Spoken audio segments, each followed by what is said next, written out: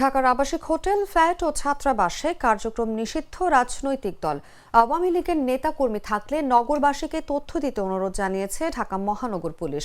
যারা তথ্য দেবে তাদের নাম পরিচয় গোপন রাখা হবে বলেও জানিয়েছে পুলিশ।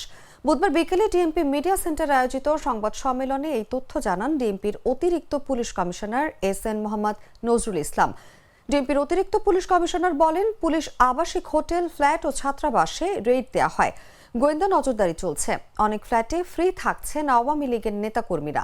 জনগণ পুলিশকে তথ্য দিলে পুলিশ সেখানে গিয়ে আওয়ামী লীগের নেতাকর্মীদের আটক করবে। তাদের গ্রেফতার করলে পরবর্তীতে ঝটিকা মিছিলের সংখ্যা কমে যাবে। যারা তথ্য দেবেন তাদের নাম পরিচয় গোপন রাখা হবে।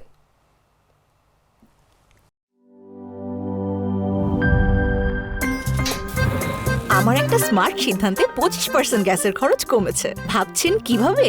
সাধারণ গ্যাস স্টোভ বদলে আমি এনেছি আরএফএল গ্যাস স্টোভ। এর সাইন্টিফিক নজল ও ব্রাস বার্নার ক্যাপ সমানভাবে তাপ ছড়িয়ে রান্না করে দ্রুত।